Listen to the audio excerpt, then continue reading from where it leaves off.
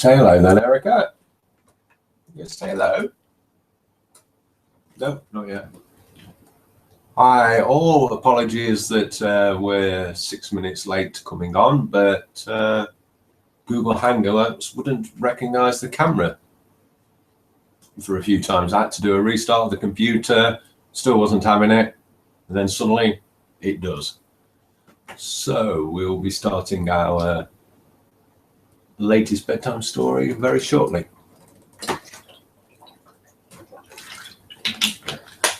If you follow Erica on Facebook, you'll know that we were going to change the story, but I haven't had time to look for another one. So I'm going to try and muddle through all these tongue twister foreign words. Are you ready then, Erica, for your bedtime story? Here we go. In Kropfsberg Keep by Ralph Adams Cram. Shall we start then, Erica?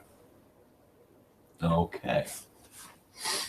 To the traveller from Innsbruck to Munich, up the lovely valley of the Silver Inn, many castles appear, one after another, each on its beetling cliff or gentle hill, appear and disappear, melting into the dark fir trees that grow so thickly on every side. Laneck, Lichtwer, Raffolds, Tratsberg, Matzen, Kropfsberg, gathering close around the entrance to the dark and wonderful Zillerthal. But to us, Tom Rendell and myself, there are two castles only, not the gorgeous and princely Ambras, nor the noble old Tratsberg, but its crowded treasures of solemn and splendid medievalism. But little Matzen, where eager hospitality forms the new life of a never-dead chivalry, and Kropfsberg, ruined, tottering, blasted by fire and smitten with grievous years, a dead thing, and haunted, full of strange legends, and eloquent of mystery and tragedy. We were visiting the Von Sees at Matzen, and gaining our first wondering knowledge of the country, cordial castle life in the Tyrol, of the gentle and delicate hospitality of noble Austrians. Brixleg had ceased to be but a mark on a map, and had become a place of rest and delight, a home for homeless wanderers on the face of Europe, while Schloss Matzen was a synonym for all that was gracious and kindly and beautiful in life. The days moved on in a golden round of riding and driving and shooting, down to Landau and Fiersee for chamois, across the river to the magic Aschensee, up the Zillerthal, across the Schmerne Joch, even to the railway station at Steinach, and in the evenings after the late dinners in the upper hall where the sleepy hounds leaned against our chairs looking at us with suppliant eyes, in the evenings when the fire was dying away in the hooded fireplace in the library, stories and legends and fairy tales, while the stiff old portraits changed countenance constantly under the flickering firelight, and the sound of the drifting inn came softly across the meadows far below. If ever I tell the story of Schloss Matzen, then will be the time to paint the too inadequate picture of this fair oasis in the desert of travel and tourists and hotels. But just now it is Kropfsberg, the silent, that is of greater importance. For it was only in Matzen that the story was told by Fraulein E., the golden-haired niece of Frau von C. One hot evening in July, when we were sitting in the great west window of the drawing room after a long ride up the Ballenthal, all the windows were open to catch the faint wind, and we had sat for a long time watching the Otzenhaler Alps turn rose colour over distant Innsbruck, then deepened to violet as the sun went down, and the white mists rose slowly until Lichtwer and Laneck and Kropfsberg rose like craggy islands in a silver sea. And this is the story as Fraulein E. told it to us. The story of Kropfsberg Keep. Ooh. Well, that's the hard words out of the way. And for those listening, Fraulein E is because there's a gap after E, so I don't know what it should be. And Frau von C, once again, C with a dash, so I don't know what the name is. But let us continue with the story. The story as told by Fraulein E, Erica. A great many years ago, soon after my grandfather died, and Matson came to us when I was a little girl and so young that I remember nothing of the affair except as something dreadful that frightened me very much. Two young men who had studied paintings with my grandfather came down to Brixlake from Munich, partly to paint and partly to amuse themselves, ghost hunting, as they said. For they were very sensible young men and prided themselves on it, laughing at all kinds of superstition, and particularly at that form which believed in ghosts and feared them. They had never seen a real ghost, and they belonged to a certain set of people who believed nothing they had not seen themselves, which always seemed to me very conceited. Well, they knew that we had lots of beautiful castles here in the lower valley, and they assumed, and rightly, that every castle has at least one ghost story connected with it. So they chose this as their hunting ground, only the game they sought was ghosts, not chamois. Their plan was to visit every place that was supposed to be haunted, and to meet every reputed ghost and prove that it really was no ghost at all. There was a little inn down in the village then, kept by an old man named Peter Roskopf, and the two young men made this their headquarters. The very first night they began to draw from the old innkeeper all that he knew of legends and ghost stories connected with Brixlake and its castles. And as he was a most garrulous old gentleman, he filled them with the wildest delight by his stories of the ghosts of the castles about the mouth of Zillerfall. Of course, the old man believed every word he said, and you can imagine his horror and amazement when, after telling his guests the particularly blood-curdling story of Kropfsberg and its haunted keep, the elder of the two boys, whose surname I have forgotten, but whose Christian name was Rupert, calmly said, "Your story is most satisfactory. We will sleep in Kropfsberg Keep tomorrow night, and you must provide us with all that we may need to make ourselves comfortable." The old man nearly fell into the fire. "What a blockhead are you?" he cried with big eyes. "The keep is haunted by Count Albert's ghost, I tell you." "That is why we are going there tomorrow night. We wish to make the acquaintance of Count Albert. But there was a man stayed there once, and in the morning he was dead." "Very silly of him. There are two of us, and we carry revolvers." "But it's a ghost, I tell you," almost screamed the innkeeper. "A ghost afraid of firearms." "Whether they are or not, we are not afraid of them." Here the younger boy broke in. He was named Otto von Kleist. I remember the name, for I had a music teacher once by that name. He abused the poor old man shamefully, told him that they were going to spend the night in Kropfsberg in spite of Count Albert and Peter Roskopf, and that he might as well make the most of it and earn his money with cheerfulness. In a word, they finally bullied the old fellow into submission, and when the morning came, he set about preparing for the suicide, as he considered it, with sighs and mutterings and ominous shakings of the head. You know the condition of the castle now, nothing but scorched walls and crumbling piles of fallen masonry. Well, at the time I tell you of, the keep was still partially preserved. It was finally burned out only a few years ago by some wicked boys who came over from Jenbach to have a good time. But when the ghost hunters came, though the two lower floors had fallen into the crypt, the third floor remained. The peasants said it could not fall, but that it would stay until the day of judgment, because it was in the room above.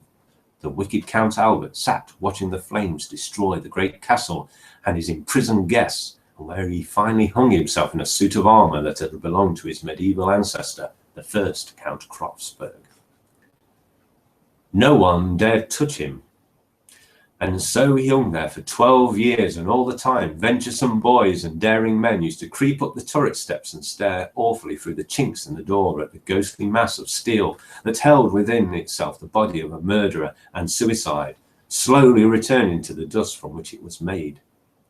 Finally it disappeared, none knew whither, and for another dozen years the room stood empty but for the old furniture and the rotting hangings. So, when the two men climbed the stairway to the haunted room, they found a very different state of things from what exists now. The room was absolutely as it was left the night Count Albert burnt the castle, except that all trace of the suspended suit of armour and its ghastly contents had vanished. No one had dared to cross the threshold, and I suppose that for 40 years no living thing had entered that dreadful room. On one side stood a vast canopied bed of black wood, the damask hangings of which were covered with mould and mildew.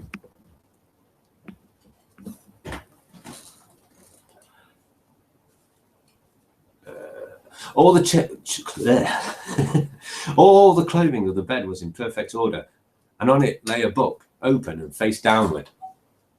The only other furniture in the room consisted of several old chairs, a carved oak chest, and a big inlaid table covered with books and papers, and on one corner 2 or 3 bottles with solid sediment at the bottom, and a glass also dark with the dregs of wine had been poured out almost half a century before. The tapestry on the walls was green with mould, but hardly torn or otherwise defaced, for although the heavy dust of 40 years lay on everything in the room, had been preserved from further harm.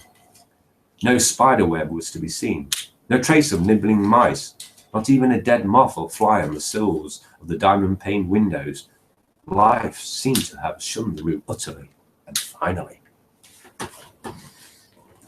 The men looked at the room curiously, and, I am not sure, not without some feeling of awe and acknowledged fear, but whatever they may have felt of instinctive shrinking, they said nothing, and quickly set to work to make the room passably inhabitable.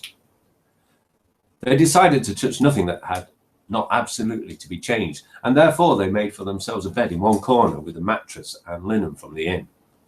In the great fireplace they piled a lot of wood on the caked ashes of a fire dead for 40 years, turned the old chest into a table, and laid out on it all their arrangement for the evening's amusement. Food, 2 or 3 bottles of wine, pipes and tobacco, and the chessboard that was their inseparable travelling companion. All this they did themselves. The innkeeper would not even come within the walls of the outer court. He insisted that he had washed his hands of the whole affair. The silly dunderheads might go to their death their own way. He would not aid and abet them. One of the stable boys brought the basket of food and the wood and the bed up the winding stone stairs, to be sure, but neither money nor prayers nor threats would bring him within the walls of the accursed place, and he stared fearfully at the harebrained boys as they worked around the dead old room, preparing for the night that was coming so fast. At length everything was in readiness, and after a final visit to the inn for dinner, Rupert and Otto started at sunset for the keep. Half the village went with them, for Peter Roscoff had babbled the whole story to an open-mouthed crowd of wondering men and women, and as to an execution, the awestruck crowd followed the 2 boys dumbly, curious to see if they surely would put their plan into execution. But none went further than the outer doorway of the stairs, for it was already growing twilight. In absolute silence they watched the 2 foolhardy youths with their lives in their hands enter the terrible keep, standing like a tower in the midst of the piles of stones that had once fought, walls joining it with a mass of the castle beyond.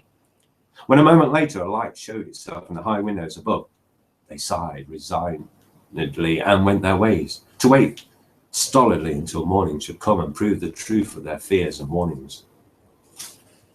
In the meantime, the ghost hunters built a huge fire, lighted their many candles, and sat down to await developments. Rupert afterwards told my uncle that they felt no fear whatever, only a contemptuous curiosity, and they ate their supper with good appetite and an unusual relish. It was a long evening. They played many games of chess, waiting for midnight. Hour passed after hour, nothing occurred to interrupt the monotony of the evening. 10, 11 came and went. It was almost midnight. They piled more wood in the fireplace, lighted new candles, looked to their pistols, and waited. The clocks in the village struck 12, the sound coming muffled through the high, deep embrasured windows. Nothing happened, nothing to break the heavy silence, and with a feeling of disappointed relief they looked at each other and acknowledged that they had met another rebuff.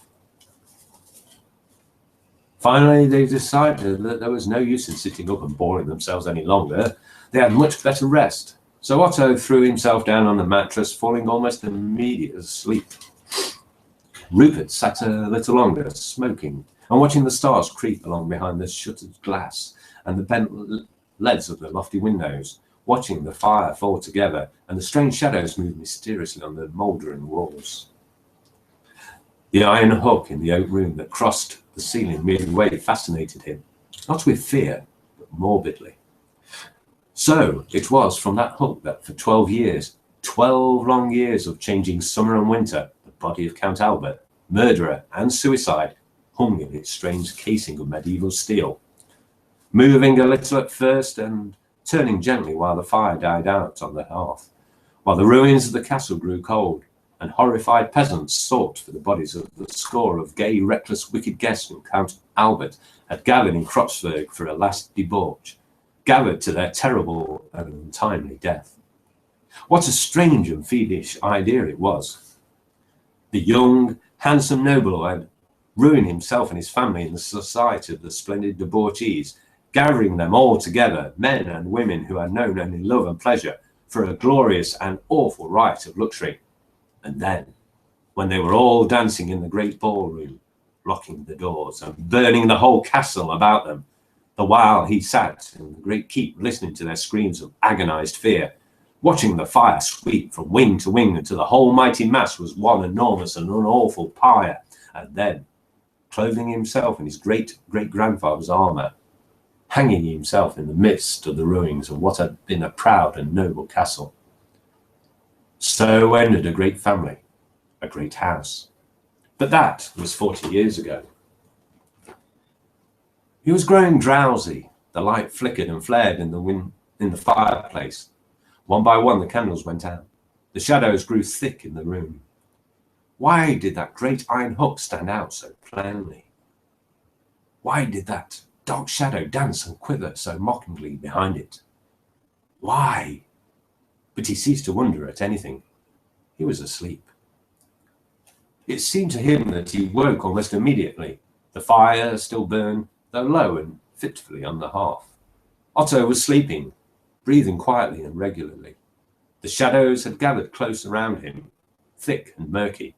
With every passing moment the light died in the fireplace. He felt stiff with cold. In the utter silence he heard the clock in the village strike 2. He shivered with a sudden and irresistible feeling of fear, and abruptly turned and looked towards the hook in the ceiling. Yes, it was there. He knew that it would be. It seemed quite natural. He would have been disappointed had he seen nothing. But now he knew that the story was true. Knew that he was wrong, and that the dead do sometimes return to earth. For there, in the fast deepening shadow, hung the black mass of wrought steel, turning a little now and then, with the light flickering on the tarnished and rusty metal. He watched it quietly. He hardly felt afraid.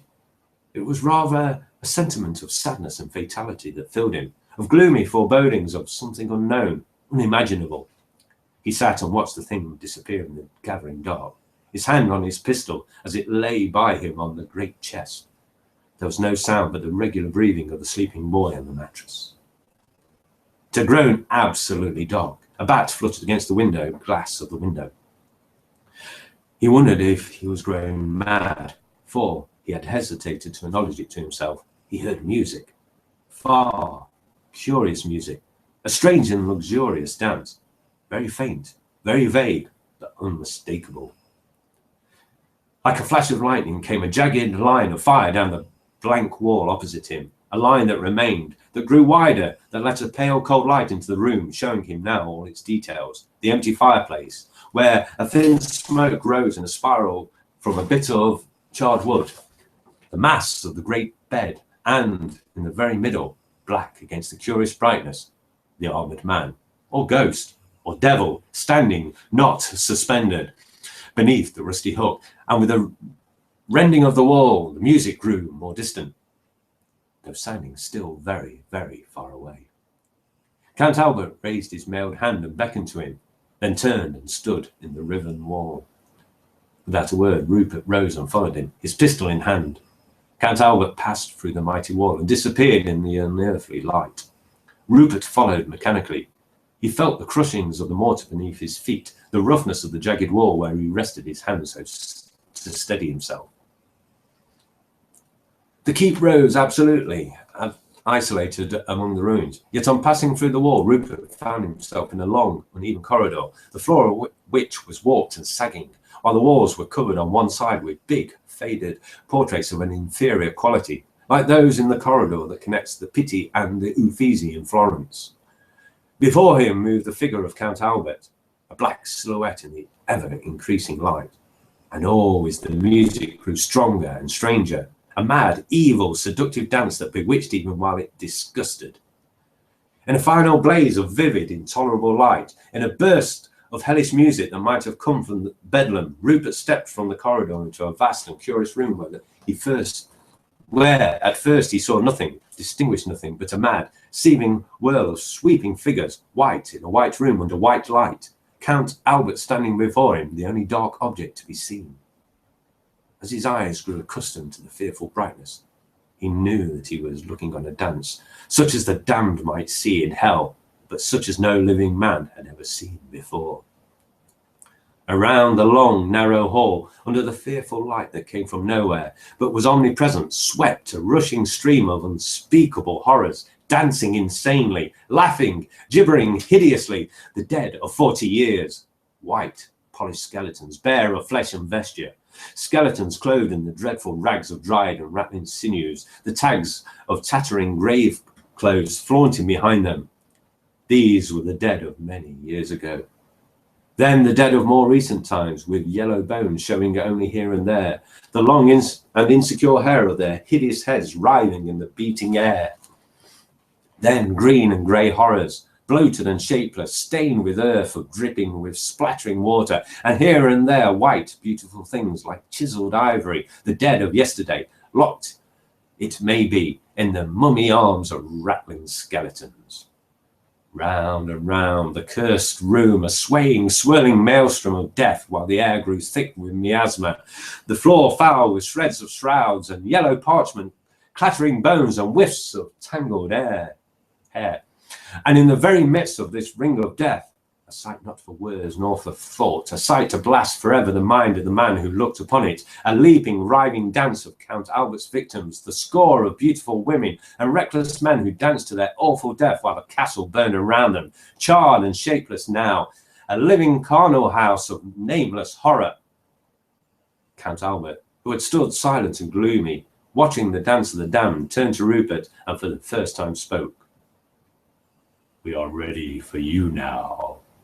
Dance." A prancing horror, dead some dozen years, perhaps flaunted from the rushing river of the dead and leered at Rupert with eyeless skull. "Dance." Rupert stood motionless. "Dance." Rupert, his hard lips moved. "Not if the devil came from hell to make me." Count Albert swept his vast two-handled sword into the fetid air while the tide of corruption paused in its swirling and swept down on Rupert with gibbering grins. The room and the howling dead and the black portent from him circled dizzily around. As with a last effort of departing consciousness, he drew his pistol and fired full in the face of Count Albert. Perfect silence, perfect darkness, not a breath, not a sound. The dead stillness of a long-sealed tomb.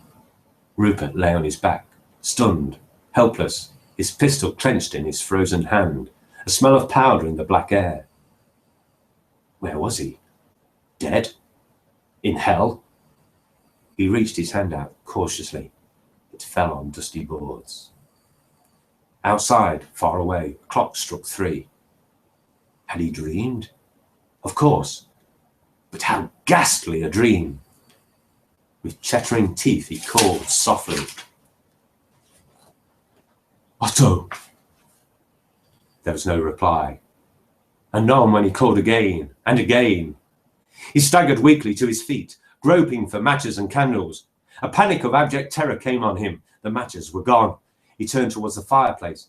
A single coal glowed in the white ashes. He swept a mass of papers and dusty books from the table, and with trembling hands covered over the embers until he succeeded in lighting the dry tinder. Then he piled the old books on the blaze and looked fearfully around.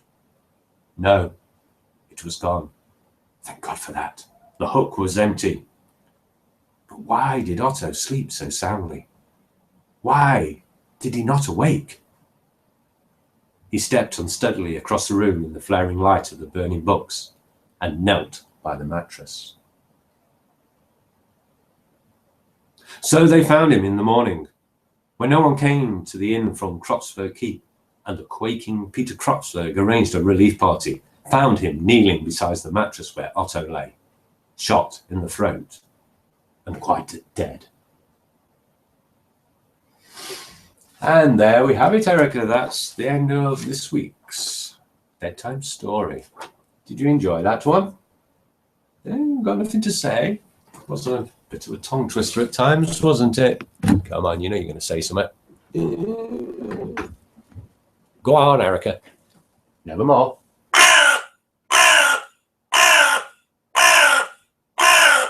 Aha. Okay, that's it for this week.